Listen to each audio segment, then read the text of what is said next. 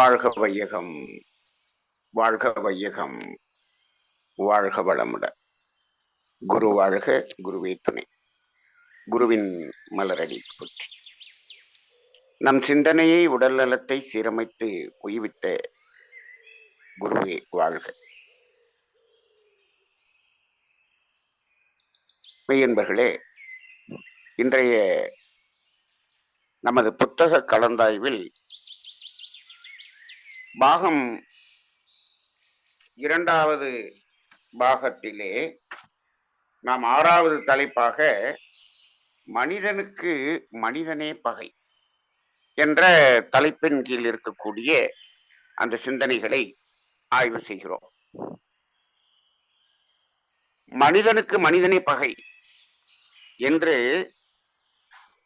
அந்த ஒரு சிந்தனைக்கு வருவதற்கு முன்னால், இது வேதாத்ரி மகரிஷி அவர்கள் எந்த தத்துவத்தில் இந்த இடத்தை நமக்கு குறித்து கூறுகிறார்கள் என்று பார்த்தோம் என்று சொன்னால், அதாவது காப்புகள் 3 என்ற ஒரு தலைப்பிலே முதலில் இயற்கை சீற்றம் என்று நாம் சென்ற பகுதியிலே பார்த்தோம். அதற்கு அடுத்து வேற்றுயிர் பகை என்றுதான் அவர்கள் கூறுகிறார்கள். மனிதனுக்கு மனிதனே பகைங்கிறது அதற்குள்ளாக ஒரு பகுதியாகத்தான் வருகிறது. வேற்றுயிர் பகை, அப்ப மகரிஷி அதை பொதுவா தான் சொல்றாங்க. வேறு உயிர்களின் மூலம் நமக்கு ஏற்படுகின்ற பகையின் காரணமாக நமக்கு உடல் உயிர் பிரிந்து விடாமல், அதாவது மரணம் ஏற்பட்டு விடாமல் நம்மை காத்துக் கொள்வது. காப்புகள் 3 என்று சொன்னாலே, அந்த காப்பு என்பது எதிலிருந்து எதற்கு காப்பு என்று ஆராய்ந்து பார்க்க வேண்டும் என்று சொன்னால், இங்கு உயிர் வாழ்வதற்கு நாம் எப்படியான பாதுகாப்புகளை செய்து கொள்ள வேண்டும் என்பதுதான் காப்பு. இந்த உடலில் இருந்து உயிர் பிரிந்து விடாமல் இருப்பதற்கான காப்பு. ஏன் பிரிந்து விடக்கூடாது என்று கேட்டால், நாம் வந்ததனுடைய நோக்கம் நிறைவேற முடியாது. அப்ப நாம் பிறந்ததனுடைய நோக்கம் நிறைவேற வேண்டும் என்று சொன்னால் இந்த உடல் உயிர் இணைப்பு இருக்க வேண்டும். சரி, அப்ப வேறு உயிர்களினால், அதனுடைய பகையினால் நமக்கு மரணம் ஏற்பட்டு விடக்கூடாது. இந்த தலைப்புலதான் இது வருது. இப்போ வேற்று உயிர்களினால் நமக்கு எதற்கு பகை வருகிறது? பகை என்றாலே என்ன? முதல்ல பகை என்பது ஏன் வர வேண்டும்? இந்த பகை என்பது இந்த உலகத்திலே முதலிலே பகை என்பது எங்கு தோன்றியது? அந்த பகை என்ற வார்த்தை எங்கு தோன்றி இருக்க முடியும் என்று ஆராய்ந்து செய்து பாருங்கள். ஓரறிவு தாவரங்கள் என்று இருக்கும் பொழுது இந்த பகை என்ற உணர்வு என்பது இருந்ததா என்றால் இல்லை, இல்லை. ஏனென்று சொன்னால், அந்த உயிரினங்கள் ஒரே இடத்தில் இருக்கும், இடம் விட்டு இடம் நகராது. அப்படிப்பட்ட ஒரு உயிரினமாக தாவரங்கள் இருந்தது. அப்ப ஒரு தாவரத்துக்கு இன்னொரு தாவரம் பகை கொள்ளக்கூடிய அளவில் இல்லை. ஏன் என்று சொன்னால், அவை தனக்கு அருகில் தனக்கு கிடைக்கக்கூடிய ஆதாரங்களை, நீர் ஆதாரங்கள், மண் வளங்கள், அவற்றை எடுத்துக்கொண்டு அது தான் தனது தேவைகளை நிறைவு செய்து கொள்ளும். எப்பொழுது உயிரினம் ஒரு இடத்திலிருந்து இன்னொரு இடத்தில் நகன்று சென்று தனது தேவைகளை நிறைவேற்றுவதற்காக சென்றதோ, எந்த தேவைகளை? பசிதாகம், தட்பவெப்பத்திலிருந்து பாதுகாப்பு, உடல் கழிவுகளின் உந்துவேகம், இதற்காக இடம் விட்டு இடம் நகன்று செல்லும் பொழுது, அப்படி வரக்கூடிய உயிரினங்கள் வரும் பொழுது, அந்த தேவைக்கான உணவை எடுக்கும் பொழுது ஒரே உணவை 2 உயிர்கள் எடுப்பதற்காக ஒரு முயற்சி எடுக்கும் பொழுது அங்கு தோன்றியதுதான் பகை என்பது. இந்த பகை என்பதே இந்த தேவை என்பதை நிறைவேற்றிக் கொள்ளுவதற்கான ஒரு போட்டியில் உருவான ஒன்றுதான். அதுவும் அந்த பசிதாகம் என்பதில்தான் இந்த பகை என்பதே தோன்றி இருக்கக்கூடியதாக இருக்கிறது.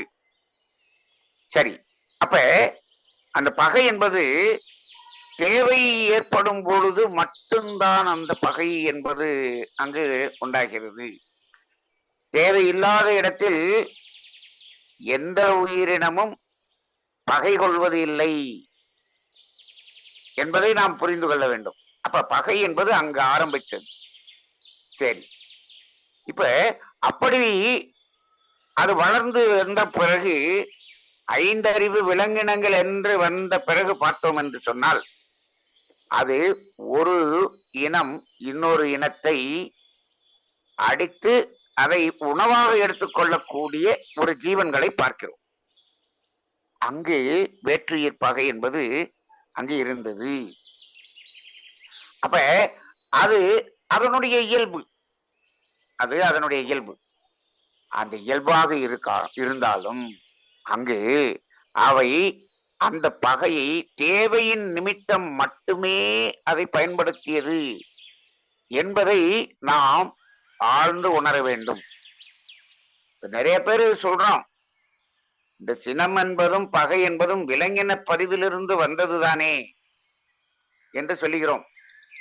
விலங்கின பதிவிலிருந்து வந்ததுதான், ஆனால் விலங்கின வினைப்பதிவிலிருந்து வந்ததா என்பது நாம் அடிக்கடி சிந்தனை செய்து சொல்லக்கூடிய ஒரு சிந்தனையாக இருக்கிறது. இப்போ விலங்கின பதிவிலிருந்து வந்தது. அது ஏன் வெறும் விலங்கின பதிவு என்று சொல்லுகிறோம் என்று சொன்னால், அங்கு அது தேவை ஏற்படும் பொழுது அதற்காக சொல்லக்கூடிய பகையும் சினமும். சரி, அப்ப தேவையின்றி அங்கு எந்த விலங்கினமும் பகை கொள்வது இல்லை. அவை ஒற்றுமையாகத்தான் இருக்கிறது. இப்ப அதிலும்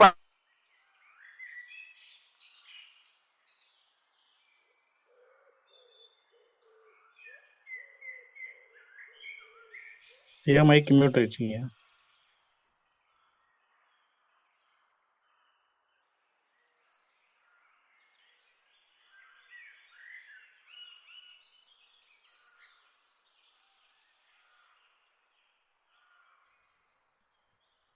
வாழ்க வளமுடன்.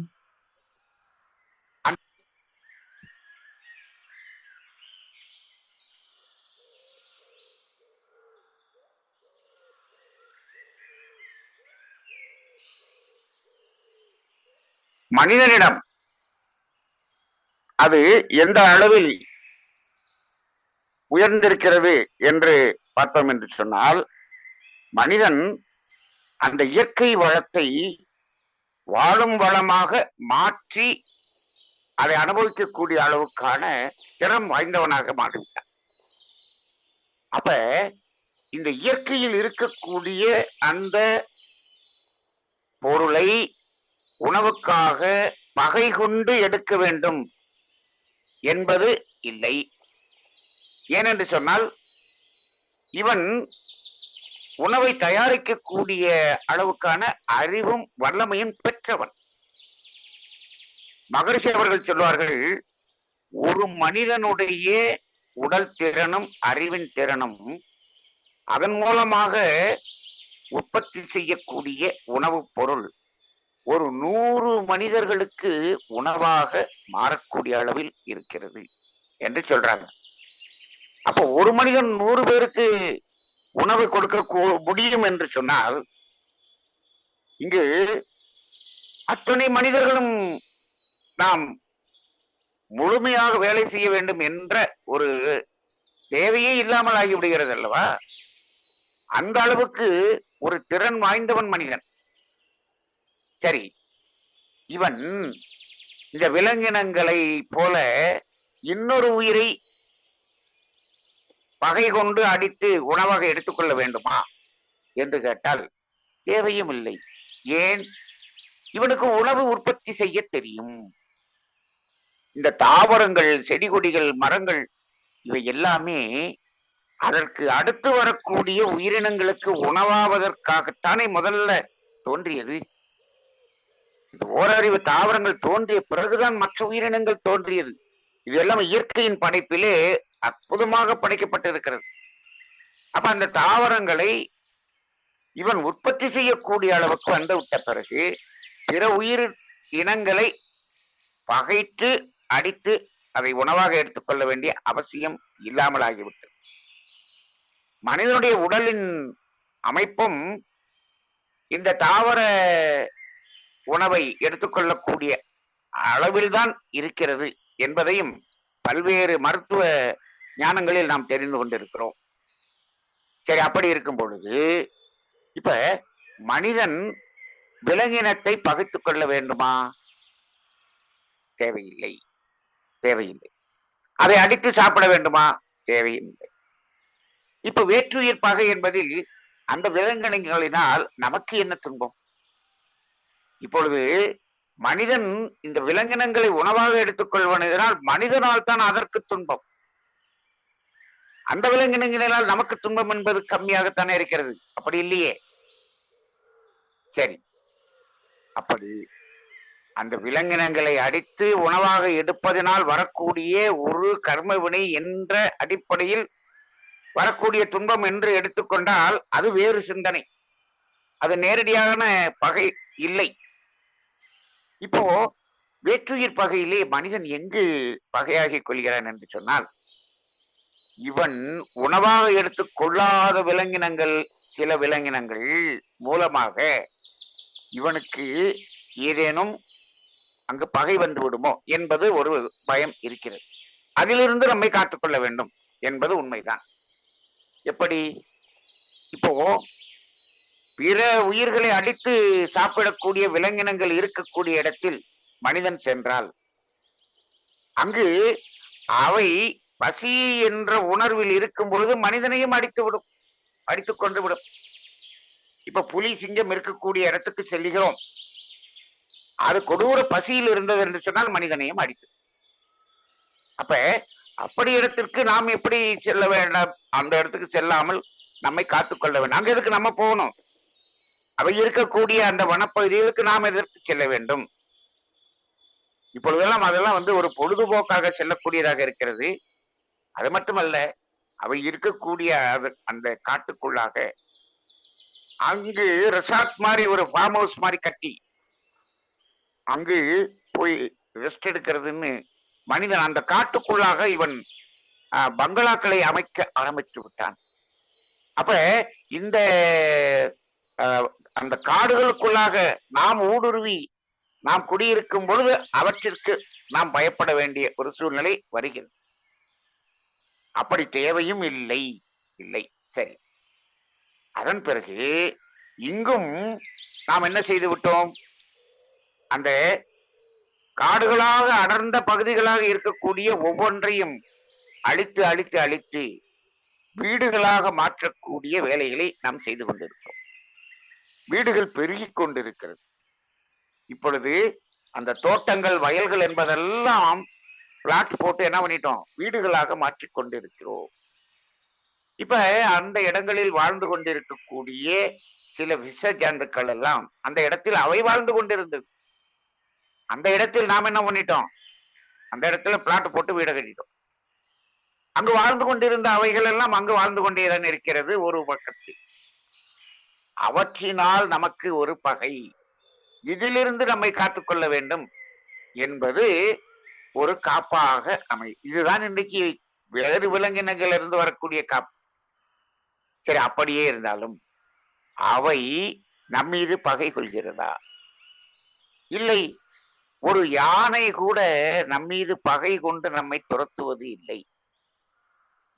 பகை கொண்டு அது நம்மை துரத்துவதில்லை, பயம் கொண்டுதான் துரத்துகிறது. என்ன பயம்? இவன் நம்மை ஏதோ செய்து விடுவானோ என்று அதற்கு ஒரு பயம். அந்த பயத்தின் அடிப்படையில் தான் அது துரத்துகிறதை தவிர அது பகை கொண்டு மனிதனுக்கு எந்த ஒரு துன்பத்தையும் கொடுக்க வேண்டும் என்ற நோக்கம் இல்லை. அதை நம்ம நல்லா புரிஞ்சுக்கணும்.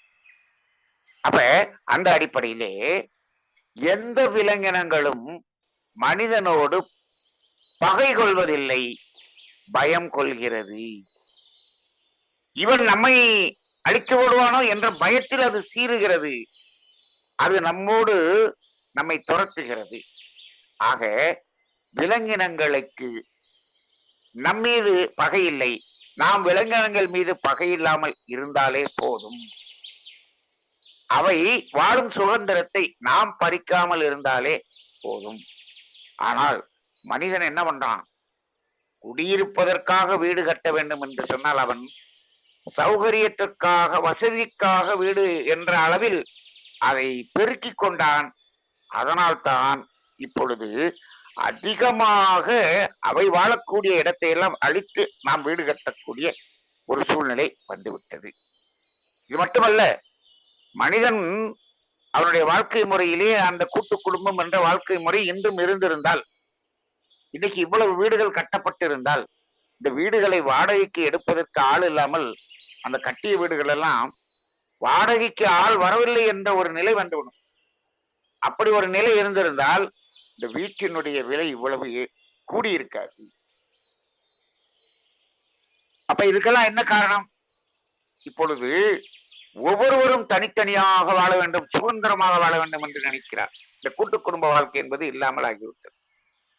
அது மட்டுமல்ல, வீட்டிலே நிறைய பொருள்களை சேர்த்து விட்டான். அந்த பொருள்களுக்கு தகுந்தாற் போல வீட்டினுடைய அந்த வால்யூம், அதனுடைய பரப்பளவை பெருக்கிக் கொண்டே செல்கிறார். அப்ப அது என்ன ஆகிறது என்றால், இங்கு இங்கு ஒரு காடுகளாக இருந்த இடமெல்லாம் வீடுகளாக மாறி இருப்பதை பார்க்கிறோம்.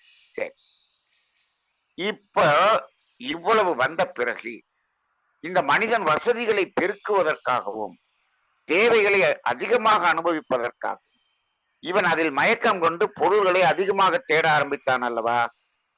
இவ்வாறு தேட ஆரம்பித்த பிறகு எப்படி தேடினான் என்று சொன்னால், இவனுடைய உடல் உழைப்பாலும் அறிவின் திறனாலும் என்ன பொருள் கிடைக்கிறதோ அதில் வாழ வேண்டும் என்று, அதுதான் உண்மை, அதான் நீதி. ஆனால் இவன் என்ன செய்கிறான்? இவன் அதீத பேராசை கொண்டு பிறரிடம் பகை கொண்டு பிறரை அழித்து நாம் பொருளீட்ட வேண்டும் என்ற ஒரு நிலைக்கு வந்துவிட்டான். இப்பொழுதெல்லாம் சமுதாயத்தை பார்த்தோம் என்று சொன்னால், நம் உழைப்பாலும் அறிவின் திறனாலும் பெற்ற பொருளை வைத்து வாழ வேண்டும் என்ற எண்ணம் இருக்கக்கூடியவர்கள் மிகச் சிலரே. ஒரு 5% இருக்கலாம். 95% எப்படி இருக்கிறார்கள் என்று சொன்னால், பிறரை பகைத்து, பிறரை கெடுத்து, பிறரை அழித்து நாம் வாழ வேண்டும் என்ற ஒரு எண்ணத்தில் தான் 95% இருக்கிறோம். என்ன இருந்தாலும் நன்மணி சார் ரொம்ப சதவீதத்தை ரொம்ப அதிகமாக்கி தான் சொல்லுவார். 95% ரொம்ப அதிகம் சார். 95%த்துல நேரடியாக இதை தெரிந்து செய்பவர்கள் அதிகமாக இருப்பவர்கள், இதை அறியாமல் செய்பவர்கள் நிறைய பேர் இருப்பாங்க. நமக்கு அறியாமல், நமக்கு தெரியாமலேயே பிறரை கெடுத்து நாம் என்ன பண்ணிக்கிறோம்? நாம் பொருளீட்டக்கூடிய வேலையை செய்து கொண்டிருக்கிறோம். பிறரை பகைத்துதான் செய்து கொண்டிருக்கிறோம். அதனாலதான் நம்மளுக்கு நம்மளை அறியாமலேயே நமக்கு வினைப்பதிவு என்பது வந்து விடுகிறது. அதனாலதான் மகரிஷி கர்மையை தூய்மை பாடல்ல என்ன எழுதிட்டாரு? நமக்கு அறிந்தோ அறியாமலோ அப்படின்னு எழுதிட்டார். அந்த கர்மையத்துல தூய்மை வருவதற்கு அவர் எழுதின பாடல்ல தெரிந்து இருந்தாலும் தெரியாமல் இருந்தாலும் அறியாமல் இருந்தாலும் அப்படின்னு அதை எழுதிட்டார். அப்ப அறியாமல் செய்யக்கூடியது அதிகமாக இருக்கிறது. அப்ப இங்கு மனிதனுக்கு மனிதனுடைய பகை என்பது இப்பொழுது அதிகமாக ஆகிவிட்டது. அது இப்ப உயர்ந்து உயர்ந்து உயர்ந்து மனிதன் மனிதனையே அழிக்கக்கூடிய அளவுக்கு சென்று விட்டது. இப்ப மனிதனுக்கு மனிதனால் தான் பகை. இப்போ ஒவ்வொரு மனிதனிடம் உங்களுக்கு உங்களது நண்பர்கள் யார், உங்களது பகையாளிகள் யார் என்று ஒரு லிஸ்ட் போட சொன்னோம்னா, லிஸ்ட் எல்லார்கிட்டையும் இருக்கு. இவர்கள்லாம் எனக்கு வேண்டியவர்கள், இவர்கள்லாம் எனக்கு வேண்டாதவர்கள், பகையாளிகள். பகையாளிகள் என்று ஒரு பெரிய லிஸ்ட் நம்மகிட்ட இருக்கு, எல்லார்ட்டையுமே இருக்கு.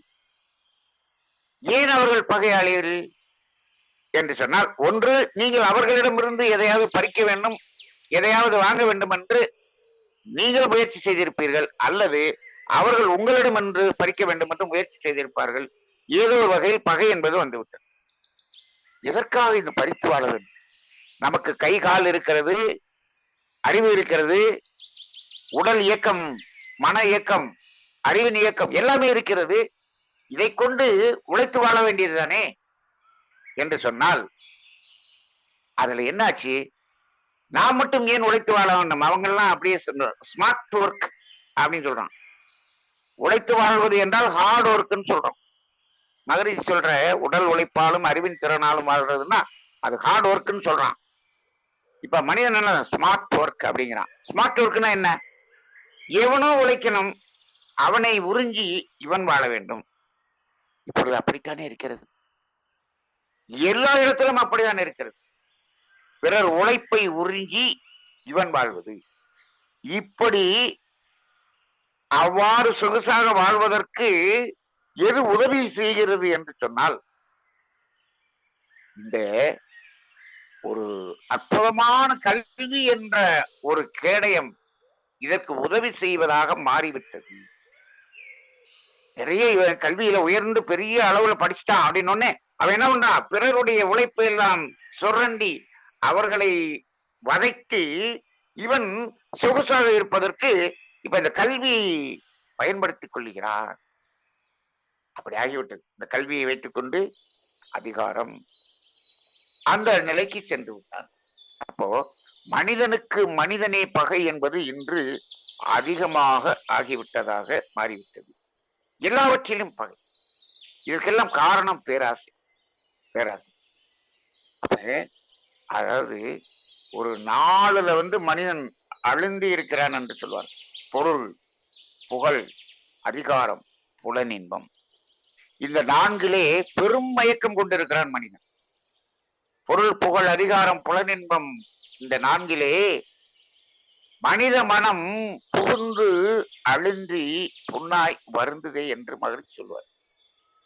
இது நாளும் இல்லாதவங்க யாராவது பார்க்க முடியுதா? நாலுமே இருக்கிறவங்களும் இருக்காங்க. எனக்கு நாலுமே இல்லை சார், எனக்கு அதுல 3 தான் இருக்கு, 2 தான் இருக்கு, இப்படி வேணா சொல்லலாமே தவிர இந்த நாளும் இல்லை என்று சொல்பவர்களை காண்பது ரொம்பவும் கடினமாக இருக்கிறது. அப்ப அப்படிப்பட்ட ஒரு நிலை. அப்ப இந்த நாளும் என்ன செய்யும்? இதில் இருக்கக்கூடிய மயக்கம் பிறரை பகைத்து பிறரிடமிருந்து ஒரு பகையை உண்டு பண்ணக்கூடிய ஒரு நிலையை உண்டு பண்ணும். அப்ப மனிதனுக்கு மனிதனே பகையாகி கொள்கிறார். மனிதனுக்கு மற்ற உயிர்களிடமிருந்து வரக்கூடிய பகையை விட மனிதனுக்கு மனிதனிடமிருந்து பகை வரக்கூடியதுதான் 99% இருக்கிறது என்பதை நாம் இப்பொழுது நேரடியாக பார்த்து கொண்டிருக்கிறோம். அப்ப வேற்றுயிர் பகை என்பதை நாம் இப்பொழுது எப்படி பார்ப்பது? மகரிஷி எழுதிய காலத்தில் அவர் எப்படி எழுதியிருக்கிறாரோ தெரியாது. பொதுவாக எழுதியிருந்தாலும் இப்பொழுது மனிதனுக்கு மனிதனிடமிருந்து வரக்கூடிய பகைதான் அதிகமாக இருக்கிறது. மனிதன் மனிதனுக்கு கொடுக்கக்கூடிய துன்பம், இது எதை வைத்து நாம் ஒரு அளவீடு பண்ணலாம் அப்படின்னு பார்த்தா, ஏன் மனிதனுடைய கர்ம வினைகள் அபரிமிதமாக கூடிக்கொண்டிருக்கிறது என்று சொன்னால், மனிதனுக்கு தோன்றுகின்ற அந்த கர்மவினை என்பதே என்ன? மனிதன் மனிதனுக்கு கொடுக்கக்கூடிய துன்பம்தான் அங்கு கர்மவினை. அதானே பெரும்பாலும் பிற உயிர்களுக்கு கொடுக்கக்கூடிய துன்பமும் கர்மவினை இருக்கிறது. நாம் நமக்கு கொடுத்துக் கொள்ளக்கூடிய துன்பமும் கர்மவினையாக இருக்கிறது. பிற உயிர்களுக்கு கொடுக்கக்கூடிய துன்பம், பிறரை பகைத்துக் கொள்ளக்கூடிய துன்பம் இருக்கிறதே. பகைத்துக் கொள்வதுன்னா பிறருக்கு துன்பம் கொடுக்கிறோம் என்று வைத்துக் கொள்ளுங்கள், அது ஒரு பகைதானே, பகைதான். ஆனால் அவன் அதை பகையாக நம்மிடம் காட்டாமல் இருக்கலாம். இதை இப்படி எப்படி எடுத்துக்கொள்கிறான் என்றால், அவன் நமக்கு அடிமை, நமக்கு கீழானவன். அவன் அதை பகையாக நம்மிடம் காமிக்கவில்லை என்று சொன்னால் அவன் அடிமை என்று இவன் நினைத்துக் கொள்கிறான். ஆனால் மனதிற்குள்ளாக இருக்கிறது, அவனுக்கு சந்தர்ப்பம் வாய்க்கவில்லை பகையை காட்டுவது. ஒருவர் துன்பம் கொடுத்து கொண்டே இருக்கிறார், அவன் தாங்கிக் கொண்டு இருக்கிறான் என்று சொன்னால் அது அவன் தாங்குவதற்காக இந்த உலகத்தில் வந்தவன், நீ அவனுக்கு கொடுமைப்படுத்துவதற்காக நீ இந்த உலகத்தில் வந்தவன் என்று ஏதாவது இருக்கிறதா? நிறைய கதைகளிலே சில அரக்கர்கள் எல்லாம், நாங்கள் அரக்கர் குலம் உங்களை அழிப்பதற்காக வந்திருக்கிறோம் என்றெல்லாம் இருக்கிற மாதிரி, அப்புறமேல் கடவுள் அந்த அரக்கர்களை அழிக்கிற மாதிரி எல்லாம் கதை சொல்றான். சில பேர் இப்படிதான் வரம் வாங்கிட்டு வந்தோடனே அவன் என்ன பண்ணிடுவான், ஆணவத்தில் எல்லாத்தையும் அழிக்கக்கூடியவனாக மாறி. அப்ப இது போல இப்போ வல்லமை மிகுந்த நாடு இன்னொரு வல்லமை இல்லாத நாடை என்ன பண்ணுது, அடித்து அதை புடுங்கிக் கொள்கிறது. அப்ப இது உனக்கு அடிமை என்று இல்லை, அவனது இயலாமை என்பது நீ பகையாக அங்கு காட்டினாலும் அதை அவன் காட்டவில்லை என்பதனால் அது பகை இல்லை என்று சொல்ல முடியாது. பகைதான், பகைதான். அது அவன் மூலமாக திரும்பி வரவில்லை என்று சொல்லும் பொழுது என்ன ஆகிறது, அது கர்ம வினையாக மாறி வேறு யாரோ ஒருவர் மூலமாக வருகிறது, ஏதோ ஒரு வகையில் வருகிறது. அப்படி என்றாலே பகைதானே. பகை என்பது என்ன ஆகும்னா, ஒருவருக்கு ஒருவர் துன்பத்தை மாறி மாறி கொடுத்து கொள்ளக்கூடியதுதான் பகை. இப்ப மனிதன் அதைத்தானே செய்கிறான். இவன் ஒரு துன்பம் கொடுக்கிறான், அது கர்மவினையாகிறது. அந்த கர்மவினை கழிவதற்கு இன்னொருவன் இவனுக்கு துன்பம் கொடுக்கிறான், இந்த கர்மவினை கழிகிறது. அப்புறம் இங்கு கூடுகிறது கழிகிறது, கூடுகிறது கழிகிறது. இவ்வாறு மாறி மாறி மாறி மாறி இது அந்த சுழற்சியிலேயே இருந்து கொண்டிருக்கிறது. அப்ப மனிதன் மனிதனுக்கு முழுக்க முழுக்க முழுக்க பகையாகத்தான் வாழ்ந்து கொண்டிருக்கிறான். இப்பொழுது இருக்கக்கூடிய சமுதாயம் அப்படிதான் இருக்கிறது. தனி மனிதனுக்குள்ளாக பகை, குடும்பங்களுக்கு குடும்பம் பகை, ஊருக்கு ஊர் பகை, ஸ்டேட்டுக்கு ஸ்டேட் பகை, நாட்டுக்கு நாட்டு பகை. இன்னும் இந்த உலகத்துக்கு அடுத்து மனிதர்கள் இருக்கக்கூடிய உலகம் எங்கிருக்கிறது என்று இவனுக்கு தெரியவில்லை.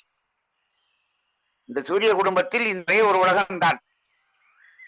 இதற்கு அடுத்த நட்சத்திரத்தில் அந்த சூரிய குடும்பத்தில் ஒரு கோளில் இது மாதிரி உயிரினங்கள் இருக்கலாம், மனிதர்கள் இருக்கலாம், இருப்பார்கள். ஆனால் இவன் இங்கு இருக்கக்கூடிய இன்னும் சக்கரத்தை சென்றடையவில்லை. இதை தாண்டி அடுத்த நட்சத்திரங்களாம் இவனால போக முடியாது. அப்ப அப்படி ஒண்ணு தெரிஞ்சிருச்சுன்னு சொன்னோம்னா இந்த உலகத்துக்கும் அந்த உலகத்துக்கும் பகை என்று ஆக்கிட்டுவான். அந்த அளவுக்கு பகை என்பது மனிதனுக்கு மனிதன், அது நாட்டுக்கு நாடு பகை என்ற அளவில் அது வந்துவிட்டது. இந்த பகை பாருங்கள் எப்படியெல்லாம் இருக்கிறது. இவன் என்ன செய்யறான், அதாவது ஒரு காலத்தில் போட்டி என்பது ஆரோக்கியமான போட்டியாக இருக்கு. இப்பொழுதெல்லாம் அப்படி இல்லை. போட்டி என்றாலே அங்கு பகை உணர்வை தூண்டக்கூடிய போட்டியாக மாறிவிட்டது. இது மனிதன் உருவாக்கியது. ஒரு கிரிக்கெட் மேட்ச் நடந்தா கூட இந்த இரண்டு பேரும் பகை உணர்வோடு அங்கு சத்தம் போடுறான். அப்படிதான் இருக்கிறது. ஒரு விளையாட்டு கூட பகை உணர்வை தூண்டக்கூடிய வகையில் தான் இங்கு போட்டிகள் நடத்தப்படுகிறது. அதே போல எல்லா போட்டியும் எடுத்துக் கொள்ளுங்கள். மாணவர்களுக்கு வைக்கக்கூடிய போட்டி, போட்டி மட்டுமல்ல, மாணவர்களுக்கு வைக்கக்கூடிய தேர்வு என்பதே ஒரு பகை உணர்வை உண்டு பண்ணக்கூடியதாக அமைகிறதே. அவனுக்கு இவன் படித்ததை புரிந்து கொண்டானா என்பதை தெரிந்து கொள்வதற்காக தேர்வு. இவன் என்ன செய்கிறார்கள், தேர்வு வைத்து இவன் முதல் இடம், இவன் டாப் 10, இவன் இரண்டாவது இடம், மூன்றாவது இடம் என்று போட்டவுடன் அங்கு போட்டி உண்டாகி அங்கு பகையை ஏற்படுத்தி விடுகிறார்கள். இதை ஏற்படுத்துவது அந்த நிர்வாகம். எதற்கு அந்த ரேங்க் போட்டதுனால என்ன நடக்க போகிறது, எதற்கு அவர்களை தனித்தனியாக ஃபர்ஸ்ட் செகண்ட் தேர்ட் ஏன் பிரிக்கிறீங்க? இதை எப்படி பிரிக்க முடியுமா உங்களால? ஃபர்ஸ்ட் செகண்ட் ரேங்க் போடுறீங்களே, அவர்களை சேர்க்கும் பொழுது அவருடைய கர்மயத்தினுடைய பதிவுகள் ரேங்க் போட்டு சேர்க்கிறீங்களா? இல்லையே. அப்புறம் வெளியில புறத்தில் மட்டும் ரேங்க் போட்டு என்ன பண்ண? ஏன் இந்த அறிவில்லாத மனிதர்களுக்கு அந்த கர்மயத்தில் இருக்கக்கூடியதை ரேங்க் போடுற அளவுக்கு அறிவு இல்லை. அப்ப அதனால அது ரேங்க் போட தெரியல. புறத்தில் இருப்பதை மட்டும் ரேங்க் போட்டு, எல்லாமே புறத்தில் போட்டி போட்டி போட்டி. இந்த போட்டி என்பது என்னவாக மாறுகிறது? பொறாமையாக மாறுகிறது, பகையாக மாறுகிறது. அப்ப ஒரு கல்லூரியிலே 2 மாணவர்கள் கோல்டு மெடல் வாங்குறதுக்கான போட்டியில் ரொம்ப மிகச்சிறிய ஒரு வித்தியாசத்தில் இருந்து கொண்டிருக்கிறார்கள். அதில் ஒரு மாணவன் முதலிடத்தில் இருந்து கொண்டே இருக்கிறான். இந்த 2வது மாணவன் எப்படியாவது நாம் வந்துவிட வேண்டும் என்று பார்க்கிறான்.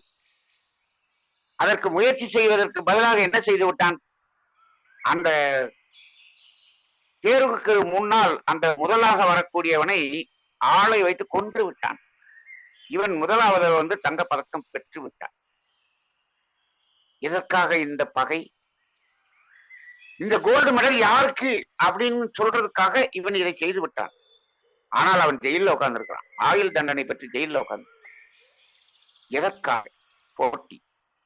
அப்ப இந்த தேர்வில் போட்டி, தேர்வு தேர்வு தேர்வு என்பது அவனுடைய இவன் இதை புரிந்து படித்து கொண்டானா என்பதை உணர்ந்து கொள்வதற்காக மட்டும்தான் தேர்வே தவிர இதில் வந்து ரேங்க் போடுறது, நீ ஃபர்ஸ்ட் செகண்ட் போடுற இந்த ரேங்க்னு போடுறது மிக மிக மிக மிக தவறு. அது மனிதனுக்கு மனிதன் பகையை உண்டு பண்ணக்கூடியதாக தான் இருக்கிறது. இது மாணவர்களுக்குள்ள மட்டுமா பகையாக இருக்கிறது? நீங்கள் பேரண்ட்ஸ் மீட்டிங்ல போய் பாருங்க. ஃபர்ஸ்ட் ரேங்க் எடுத்தவனுடைய பேரண்ட்டும் செகண்ட் ரேங்க் எடுத்தவனுடைய பேரண்ட் 2 பேரண்ட்டும் அப்படியே ஒரு அந்த எம்ஜிஆர் சிவாஜி பக்தர்கள் அப்படி முறைச்சு நிக்கிற மாதிரி அப்படி நிக்கிறாங்க. 2 மார்க்ல ஃபர்ஸ்ட்ல வந்துட்டான், 2 மார்க் கீழே வந்துட்டான். இவங்க அவங்கள முறைக்கிறாங்க, அவங்க இவங்கள முறைக்கிறாங்க. அவங்க பேரண்ட்ஸுக்குள்ள ஒரு பகை ஏற்படுகிறது. என்ன? எதற்கு? இதுல என்ன செய்ய போறீங்க? ஃபர்ஸ்ட் ரேங்க் வாங்குறவனுக்கு வந்து ரொம்ப அற்புதமான அமைதியான மனைவி கிடைத்து அவனால் அமைதியான குடும்பம் நடத்தி அமைதியான வாழ்க்கை வாழ்ந்து கொண்டு இருக்கிறானா என்று பார்த்தா அவன் வாழ்க்கை நரக வாழ்க்கையாக அங்க இருக்கிறது. ரொம்ப ஹையஸ்ட் படிச்சு வாழ்ந்தவன் தான் குடும்பத்துல போய் பார்த்தோம்னா டைவர்ஸ் ஆகி போய் வாழ்க்கையே இல்லாம ரொம்ப கேவலமான வாழ்க்கையை வாழ்ந்து கொண்டு இருக்க நிறைய பேர் இருக்கும்.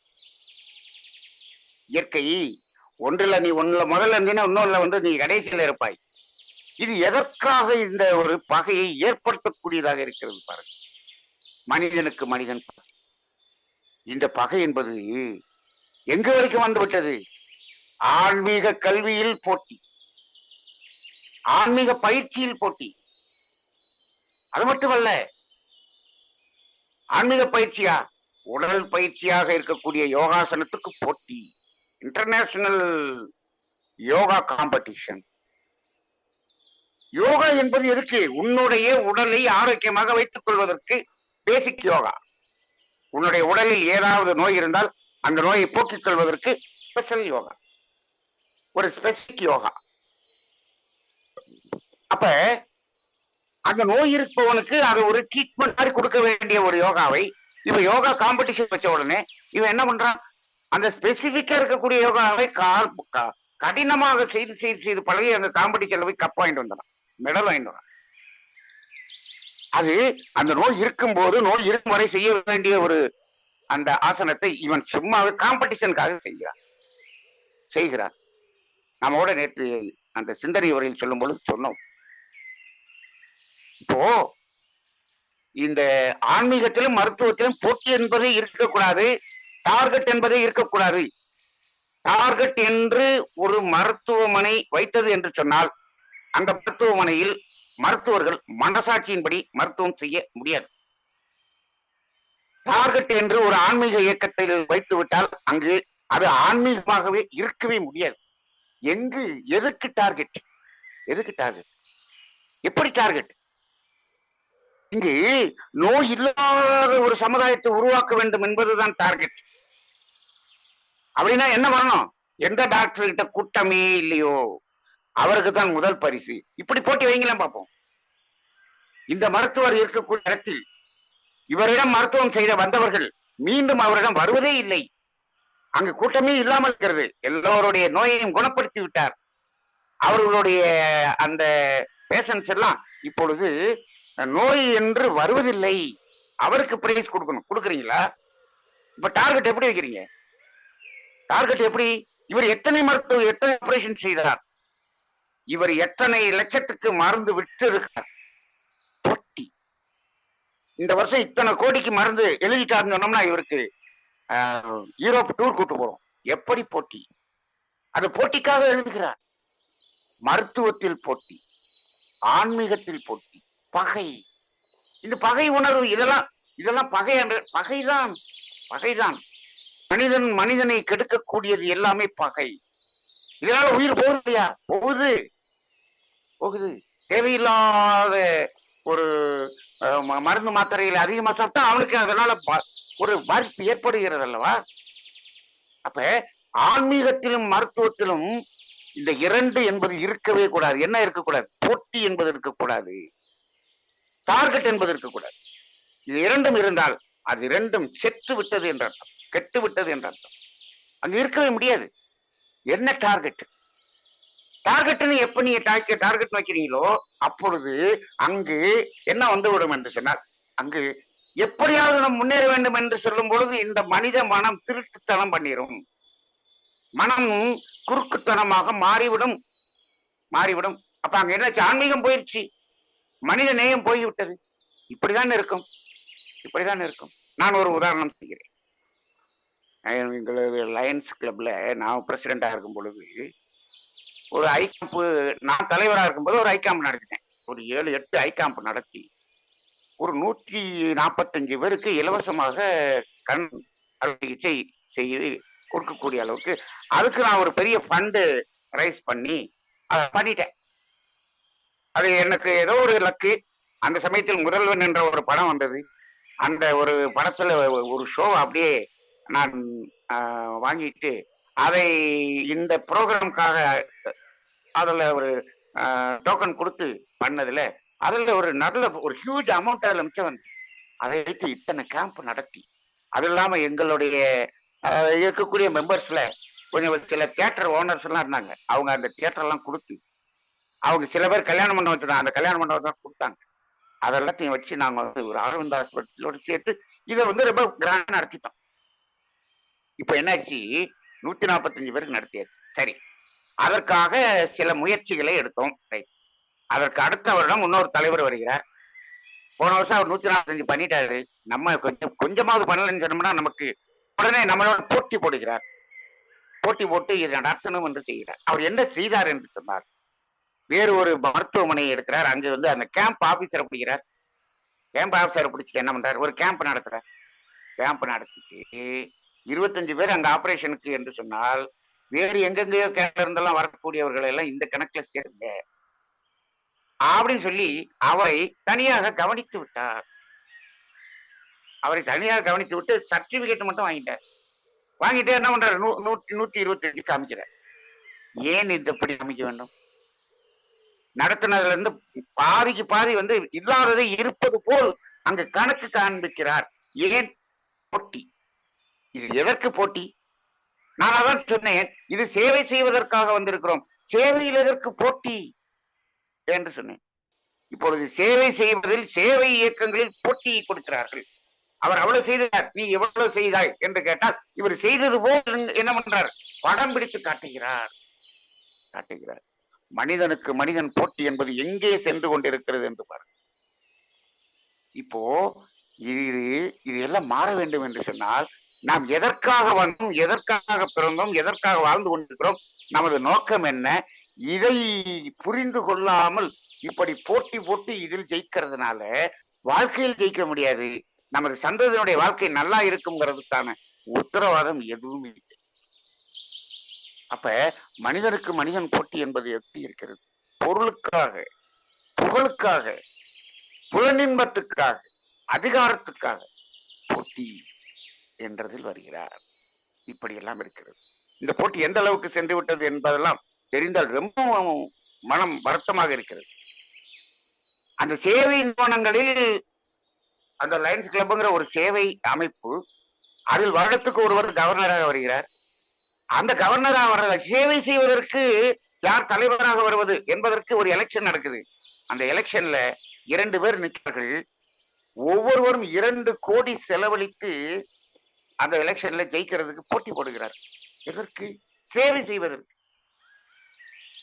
அந்த 4 கோடியையும் சேவையாக செய்திருக்கலாம். இவர்கள் இவ்வளவு கோடி செலவழித்து கடைசியில் அவர்கள் காலத்தில் அங்க சேவை செய்ததனுடைய அமௌண்ட் எவ்வளவுன்னு பார்த்தா ஒரு 50 லட்சம் தான் இருக்கும். ஆனால் இவர்கள் தலைவராக வருவதற்கு எலெக்ஷனுக்கு அந்த ஓட்டு போட்டவங்களுக்கு செலவு பண்ணது 2 கோடி ரூபாய். அதுக்கப்புறம் அவரே சொல்றாரு, இந்த 2 கோடி ரூபாயை நான் சேவையாவே நான் இந்த கவர்னரா வராமையே செஞ்சிருந்தேன்னா எனக்கு புண்ணியமாவது கிடைச்சிருக்குமே. இதைத்தானே ஆரம்பத்துல சொல்லிக்கிட்டு இருக்கோம், கேட்க மாட்டேங்கிறையே அப்படின்னு சொல்லி. அப்படி 2 கோடி செலவழித்த ஒருவர் இப்பொழுது என்னிடம் சொல்லுகிறார், நண்மணி நான் உன்னுடைய பாதையில் வந்து விட்டேன், ஆன்மீகத்தில் வந்து விட்டேன், இப்ப நான் எங்கேயும் வர்றதில்ல போறதில்ல, ரொம்ப ரொம்ப லிமிட் ஆக்கிட்டேன்ப்பா அப்படின்னு சொல்லிட்டு நான் ஒரு குருநாதர், அவர் வேதாத்திரி மகரிஷியிடம் இருந்த ஒருவர் ஒரு வாசியோகம் சொல்லிக் கொடுக்கிறார். வேதாத்திரி மகரிஷியுடைய சீடராக இருந்தார், அவர் தான் எனக்கு குருவா இருக்கிறார். நான் உன்னை பற்றி எல்லாம் சொல்லி இருக்கிறேன், நான் உன்னை அவரிடம் கூட்டு போகிறேன் அப்படின்னு சொல்லி இப்ப என்கிட்ட ஒன்று என்னோட சேர்ந்து வந்து கொண்டிருக்கிறார். 2 கோடியை செலவழிச்சிட்டு தேவையில்லாம அதை பண்ணிட்டேன். எதற்கு போட்டி? எப்படி போட்டி? மனிதனுக்கு மனிதன் பகை. இதெல்லாம் சமுதாயத்தில் வெளியே சென்று பார்த்தால் தான் தெரியும் எங்கெங்கே எப்படி பகை இருக்கிறது.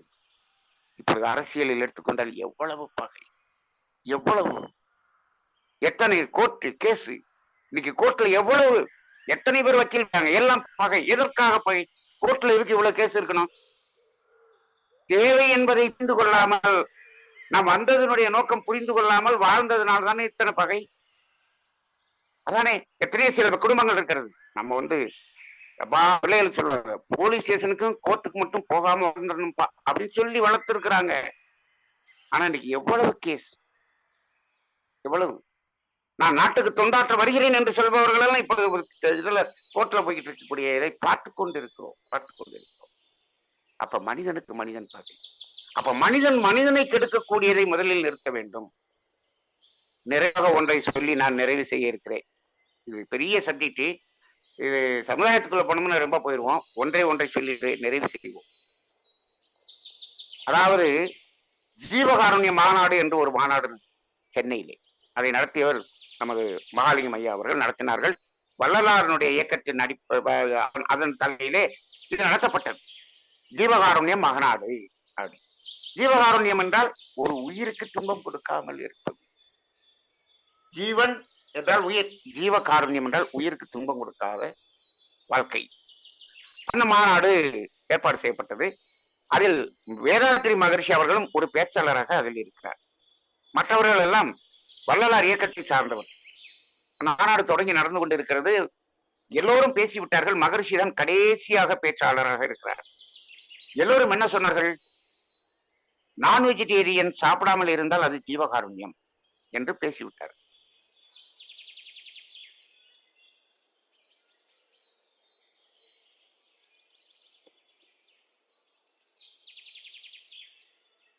மகரிஷி அவர்கள் வந்தார்.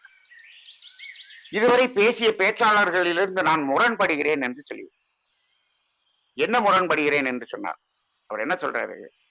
ஜீவகாருண்யம் என்று சொன்னால் ஒரு உயிருக்கு துன்பம் கொடுக்க கூடாது. எந்த உயிருக்கும் துன்பம் கொடுக்காமல் இருப்பதுதான் ஜீவகாருண்யம். நீங்கள் எல்லாம் இதுவரைக்கும் என்ன சொல்லிட்டீங்க? ஓரறிவிலிருந்து ஐயறிவு ஜீவன்கள் என்று, குறிப்பாக இந்த விலங்கினங்கள் ஐயறிவு ஜீவன்களுக்கு நம்ம துன்பம் கொடுக்காம உணவுக்காக உயிர் கொள்ளாமல் இருப்பது ஜீவகாருண்யம் என்று சொல்லி, அதை மட்டும்தான் ஜீவகாருண்யம் என்று சொல்கிறீர்கள். ஆனால் இந்த வெஜிடேரியன் மட்டும் சாப்பிட்டு கொண்டிருப்பவர்கள் எத்தனை பேர் மனிதனுக்கு மனிதனாக பகைத்து கொண்டு மனிதனுடைய ஜீவனுக்கு எவ்வளவு துன்பத்தை கொடுத்து கொண்டிருக்கிறார்கள் என்பதை நான் பார்த்து கொண்டிருக்கிறேன். அப்ப அவர் சொல்றாரு, மனிதன் மனிதனுக்கு கொடுக்கக்கூடிய துன்பம் என்பது ஜீவகாருண்யத்தில் வருமா வராதா? இதை பற்றி யாருமே பேசவில்லையே. அப்ப சொல்றாரு, முதலில் அந்த விலங்கினங்களுக்கு கொடுக்கக்கூடிய துன்பம் என்பது இருக்கட்டும், முதலில் ஜீவகாருண்யத்தை எங்கு தொடங்க வேண்டும் என்று சொல்றார்? மனிதனில் தொடங்குங்கள் என்று சொல்கிறார். அதனால அதுக்காக நான் நான் வெஜிடேரியன் சாப்பிடுறதுக்கு நான் சப்போர்ட்டா பேசல, அப்படி பேசல. அதை மட்டும் சாப்பிடாமல் இருந்து கொண்டு மனிதர்களுக்கு துன்பம் கொடுக்க வேலையை செய்து கொண்டிருக்கிறீர்களே, அதற்கு துன்பம் கொடுப்பது கூட அந்த ஒரு உயிருக்கு துன்பம் கொடுக்கறதோடு நின்று போகுது. இப்போ ஒரு கோழி அடிச்சு சாப்பிட்டான், அந்த கோழியோட முடிஞ்சிருச்சு. ஆனால் இங்கு ஒரு மனிதனுக்கு கொடுக்கக்கூடிய துன்பம் அவனை சார்ந்து இருக்கக்கூடிய அந்த உறவுகள்ல எத்தனை மனங்களுக்கு துன்பமாக இருக்கிறது. இங்க மனிதனுக்கு துன்பத்தை அவ்வளவு கொடுத்துட்டு அதை மட்டும் சாப்பிடாம இருந்துட்டு நாங்கெல்லாம் ஜீவகாருண்யம் நடைமுறைப்படுத்துகிறோம் என்று சொல்வது தவறுன்னாரு. அப்ப ஜீவகாருண்யம் எங்கு தொடங்க வேண்டும்? மனிதனில் தொடங்கி ஐயறிவு, நாலறிவு, மூணறிவு, இரண்டறிவு, ஓரறிவு வரை அது என்ன வேணும்? அந்த ஜீவகாருண்யம் இருக்க வேண்டும் என்று சொன்னார். ஆனால் சமுதாயத்தில் மனிதனை விடுத்து விட்டு கழித்து விட்டு மற்றது மட்டும் ஜீவகாருண்யம் அதை ஒத்துக்கொள்ளவில்லை மகன். அப்ப ஜீவகாருண்யம் மனிதனில் தொடங்க. அப்ப மனிதனுக்கு மனிதன் பகை என்பதில் முதல் அதை நிறுத்துன்ற. அப்ப இன்றைய டாபிக் வந்துச்சா? மனிதனுக்கு மனிதனே பகை.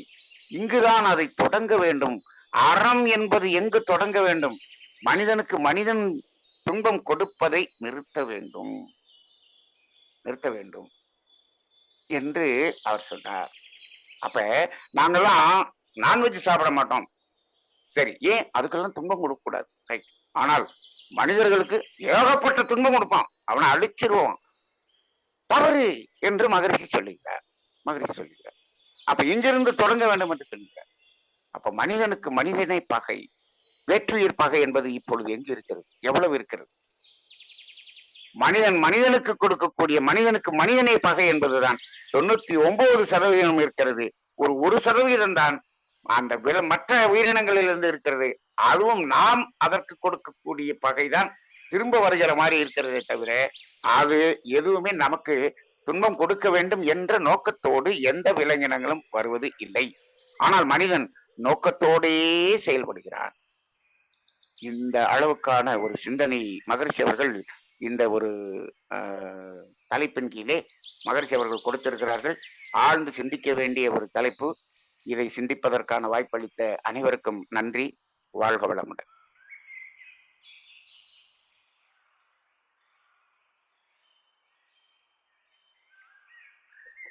தியானமே யோகம், யோகமே ஞானம்.